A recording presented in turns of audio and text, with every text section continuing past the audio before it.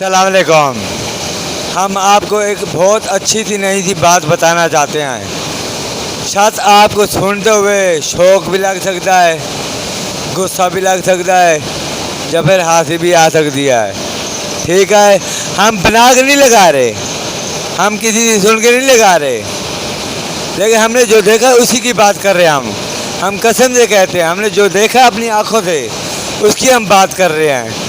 हम ऐसे कभी कोई वीडियो ये वो देख के मुंह नहीं बनाते। हमने जो अपनी आंखों से देखा होता है ना, वही बताते हैं। अब मैं आपको एक और बात सुनाना चाहता हूँ।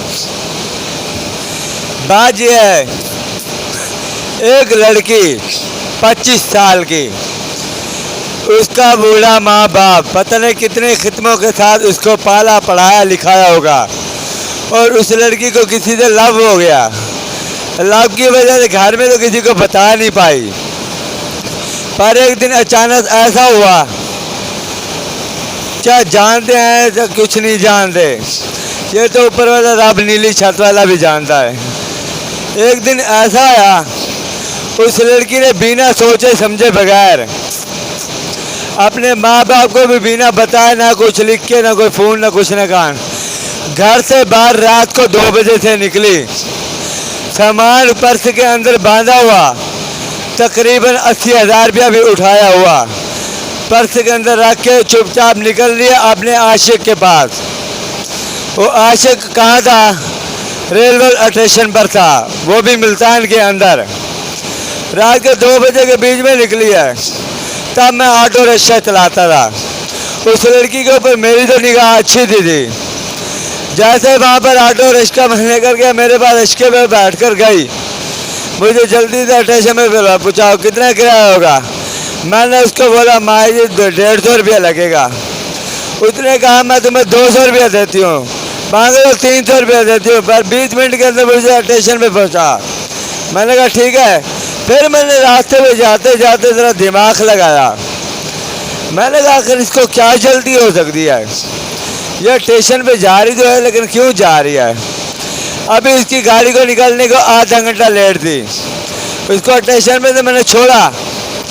स्टेशन पे छोड़ने के बाद मैंने अपने एक कज़न को फ़ोन लगाया। मेरे कज़न ने मेरा फ़ोन उठाया। भाई कह रहा है आधी रात को तेरे को क्या हो गया, तू मुझे क्यों परेशान कर रहा है? मैंने कहा भाई ये वो लड़का भी मतलब इसके घर के साथ रहने वाला था, मेरा कज़न, वो उसको अच्छी तरह से जानता था। उसको मैंने भी देखा हुआ था, स्कूल में भी पढ़ने जाती थी ना, उसको हम देखते थे, स्कूल में गैप भी करते थे और वहाँ से लेके भी आते थे रशिया के ऊपर। पर एक ऐसा हुआ, मैंने अपने कज़न को फ़ोन लगाया। मैंने कहा एक काम कर, उस लड़की का नाम मैंने बताया। मैंने कहा उसके घर में जाके उसको घर का दरवाज़ा खड़का, उससे पता लगा उसके माँ बाप निकलेगा, मेरी उससे ज़रा बात करा। उसने उसके घर में गया, उसको फ़ोन लगाया, उसके माँ बाप को दरबार खड़का के उसको मोहल्ले वाले को मतलब है कि 10-12 लोगों को इकट्ठा किया, उसके माँ बाप को भी बुलाया। लड़की को निकलने को आधा घंटा पक्का पड़ा था, अभी वो लेट थी, लड़का अभी आने वाला था। 80,000 रुपये उसके पास थे, लड़की के पास। अब क्या हुआ, आशिक के पास तो जा रही है, क्या पता शादी का चक्कर है जो घर निकल के छोड़ के भाग रही है। अब लड़की के माँ बाप से मेरी फ़ोन पे बात हुई। फ़ोन के बाद में बात करने के बाद भी बावजूद भी उसके माँ बाप से मैंने आराम से तसल्ली से पूछा, मैंने क्या कहीं आपने अपनी बेटी को भेजा हुआ है? कह रहे नहीं। तो मैंने कहा कहीं कुछ ज़रूरी काम के लिए भेजा हो? तो कह रहे नहीं। तो मैंने कहा फिर आपकी बेटी रेलवे स्टेशन पे आई हुई है, 2 बजे के बीच में मेरे ऑटो रिक्शे के अंदर बैठी है, मुझे बोली है कितना किराया होगा स्टेशन पे जाने का? मैंने कहा उसको 150 रुपया होगा। कह रहे मैं तो आपको 200 रुपये दे दूँगी, मुझे 20 मिनट के अंदर स्टेशन में पहुँचाओ। इस आधा घंटा रुका हो, उसकी गाड़ी निकलने दो भी। अगर आपको कोई बात अच्छी लगनी है तो आपको ज़रा सोचो समझे बिना आ जाओ स्टेशन पे, मैं उसको बातों पे लगा के रखता हूँ, ज़रा जल्दी से आ जाओ। वो स्टेशन पे पहुँचने से पहले 20 मिनट उनके पहले भी लगे हुए थे। उसके माँ बाप ने मोटरसाइकिल निकाली, कट्ठे चलेंगे। मेरे तो उन्होंने फ़ोन किया कहाँ पर है? मैंने कहा फलाने नंबर पर आ जाओ, प्लेटफार्म पर आ गए। वो वहाँ पर पहुँचे, मुझे मिले वो वहाँ कह रहा कहाँ है वो? मैंने डब्बा नंबर बताया, डब्बे के अंदर बैठी हुई है। उसके माँ बाप ने और तो कुछ नहीं कहा। वहीं से उसने ये बाजू के हाथ से पकड़ा, मेरे ऑटो में चारों के चारों बैठ गए। कह रहे हमारे घर में लेके चलो। घर में लेकर आए, उससे 80,000 रुपये भी मौजूद हुआ। उसकी बेटी क्या कहती है, मैं एक लड़के से प्यार करती हूँ, उससे शादी करना चाहती हूँ। उसके माँ बाप ने क्या कहा, कम से कम ये बात हमें तो बतानी थी ना। मुझे नहीं बताई, लेकिन अपनी माँ को बता देती। वो अपने माँ बाप के खिलाफ हुई, कह रहे तुम हमारी ज़िंदगी से अलग हो जाओगे। वो माँ बाप को ऐसा बुरा ताना मार के गई। माँ बाप हैरान हो गया, इस बातों पे दुखी हो गया। इतना पढ़ाया लिखा है, इसको बड़ा भी किया, पाला पोसा भी सही, आज हमारी बेटी मोहम्मद इतना ताना मारा। चलो जी ठीक है, बात हो गई। उसके माँ बाप ने सिर्फ 4-5 दिन के लिए छोड़ दिया। वो चली गई अपनी मनमर्जी के, उसके साथ निकाह भी किया।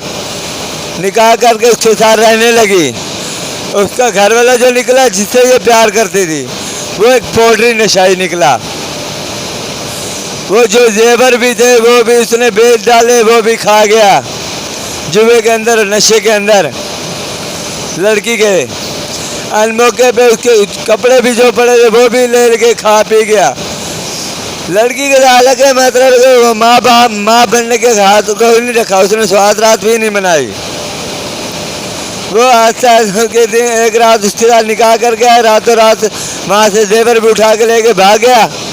जेवरों को भी बेच दिया। लड़की को होटल पे रखा हुआ था। लड़की ने आगे की न पीछे की। जब पता लगा इस बात के बारे में, मेरा कज़न वहाँ पर होटल में मौजूद था। उसने मुझे फ़ोन कहा, वो लड़की वहाँ पर रो रही थी।